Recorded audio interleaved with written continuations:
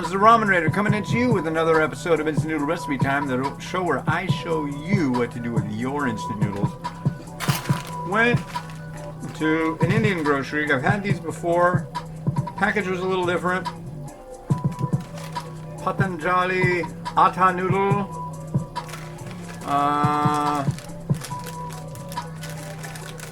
Wasn't bad. I remember. I think. It was a toss-up today. It was either this or it was Maggie 2-minute noodles, and I thought, although this is kind of a rear review, that would really be a rear review because I've done that one a million times. But maybe I'll do that one just straight up again soon too. But yeah, stuff from India. Last one was from Thailand. This one is one from India.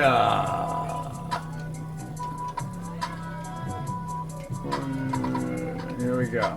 Now, I do need the package. I may be doing this wrong too. But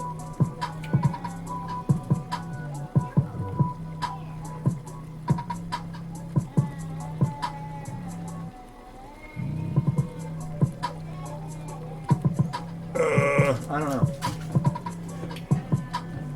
But it says 3 minutes. I got that. It's kind of like lacking in other information. Number 51 by Momo Fukuando, of a quote by him in Momo Fukuando Speaks. Number 51. Be childlike and always ask why. Good advice. Question everything. Don't be an irritant. Don't be ridiculous. I used to know a guy who would ask they say there's no such thing as a dumb question. You haven't met this guy. Anyway, yeah, he would drop questions that were just like, you just asked that in just a slightly different way. I don't know why you need to, I don't get it. But he needed to, and he did, so that's kind of how it worked. Yeah. So there is a bright side with it being so rainy around here in Washington, is that we did have that horrible wildfire smoke, but now that's all gone. The air quality now is like absolutely optimal. It's like, what was it, hazardous? It was between 300 and 500, and I remember the highest it got, and it kind of sat around there for a day or two. It was 324. Right now it's like 11. It's just like usual constant fresh air that we usually get. Windy. Yeah. It's funny because yesterday was the first day of fall, and it's just like, oh, fall! Hey, it's fall! Fall! Boom. It's like everybody got the memo, so everybody at their little station in the weatherland pushed a switch. And that's that. Alright, 81, What? Oh, I thought it was at 321. Not at 321. Or at least not the final 321. You're getting there, folks. Cooking up some noodles on a Thursday morning. It's cloudy. People exist still. The apocalypse has not exactly come yet, but it's on its way, well on its way. There's rioting in Louisville. Breonna Taylor case information came in yesterday, and they gave kind of a softball. I don't know. What do you expect? It's like they shut down like City Hall before they gave out the verdict. It's like, oh, they knew what it was going to be. They knew what people were going to have to say about that. I think the resounding answer from just in the fact that, God, you could just do things just a little different. I think it would fix things, but they won't. But the resounding answer is Black lives do not matter. Protect yourselves, peoples. Because I don't know why either. It's the 20th century. No, it's the 21st century. Come on. Why we even have to have things like Black Lives Matter just boggles my mind. Pisses me off.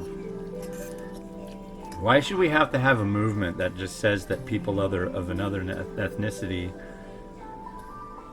need to be treated fairly? Why aren't they just treated fairly to begin with? What's wrong with us? What is wrong with us? Stupid humans. Go back to your funny backward planet. Stay off mine. Noodles.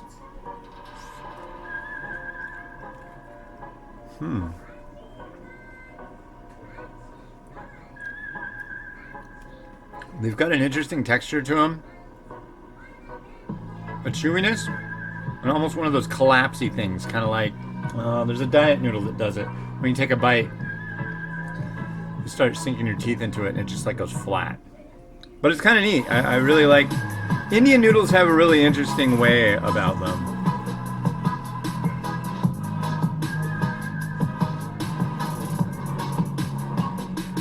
But yeah.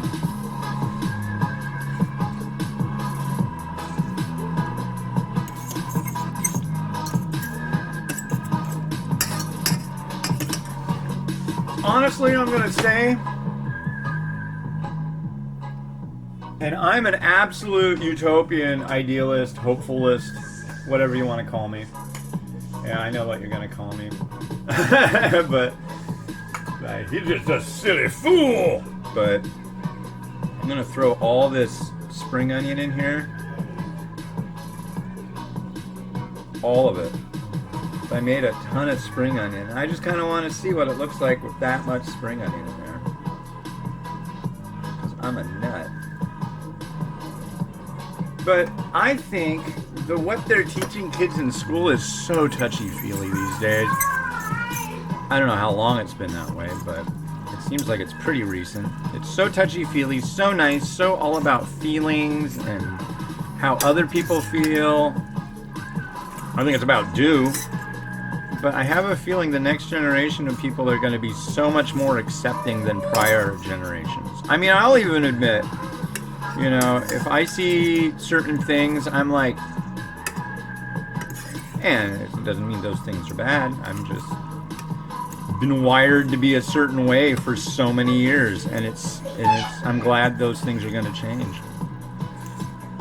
It's kind of like how I want to call my mom up and tell her about the lodge up on Mount Rainier to be that it was all boarded up. It's like, well, the reason we were up there is because we were scattering her ashes because she died. It's like all my life my mom has been there and she isn't anymore.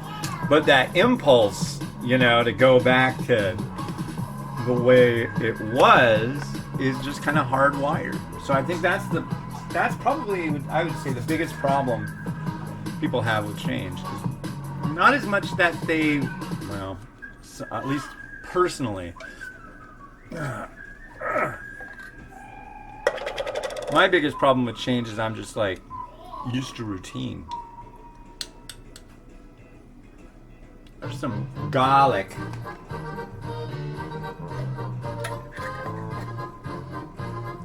See, the thing that I remember, I got beat up and I got bullied in school and all this stuff. And for me, it was, when I was a kid and I was in school, you'd call kids like, what was the one? The one I'm thinking of is, it's a derogatory comment towards people who are homosexual. F-A-G, okay? So, that for probably about, God, I remember people would call me that. I would call people that for a good 30 years. And then it kind of became like, nah, you don't call people that anymore because that's like, just not nice. Well, not that it was nice in the first place, right? But, Now it's like, I think if you call somebody that, that's like grounds for dismissal and all sorts of stuff. So, I don't know. But I think just all I'm saying is like, yeah, if that offends somebody, I'm not going to say it. But, and I don't really say that at all anymore. But it's like, I catch myself thinking, dude, you're being such, you know. It's like say that to my buddies and like call them that. But it's, you know, we're all learning here, folks. I don't know.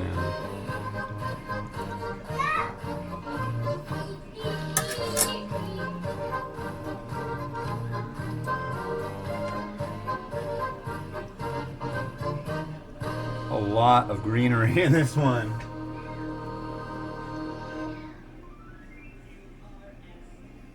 And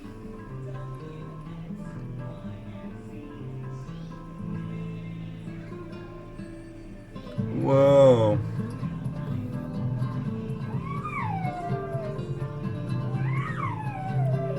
Where are you gonna go?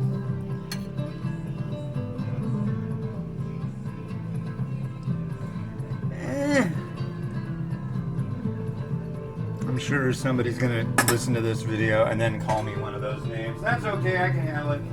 I got thick skin, you jerk.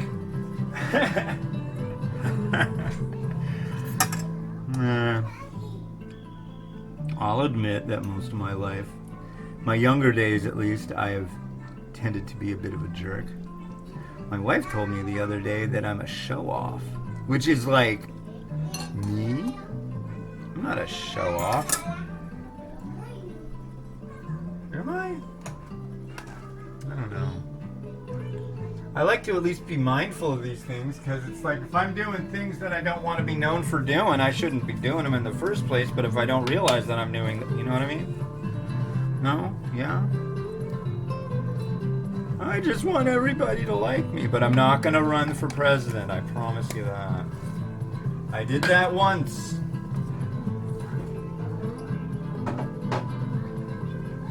Actually, I ran for mayor, vaguely. My campaign slogan was, hire Hans Lennish for mayor. He'll fix your wagon. Like a veiled threat. Yeah, I'll be your mayor. I'll be your mayor.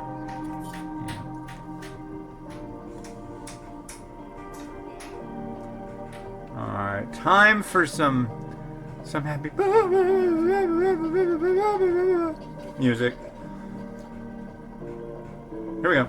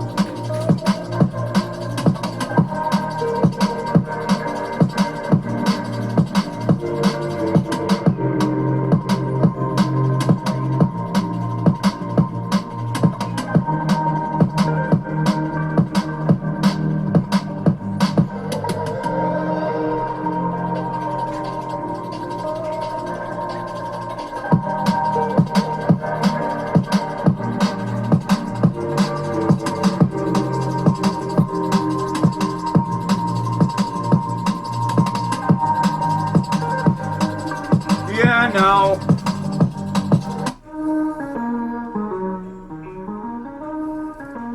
Well, yeah.